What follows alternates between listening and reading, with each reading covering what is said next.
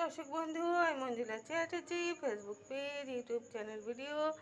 সকালের পুজো আমি আপনাদের সাথে শেয়ার করেছি গোপালের। এবারে রাত্রে শয়ন দেওয়াটা আপনাদের সাথে শেয়ার করছি। এই আমি টুপিটা খুলে দিলাম।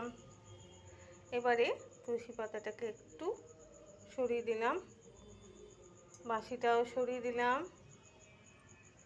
আমরা কি আর এসব নিয়ে ঘুমোতে পারি? আমরা যখন ঘুমোই তখন আমরা সব খুলে টুলে তারপরে ঘুমাই। তো এবারে আমি জামাটাকে খুলব।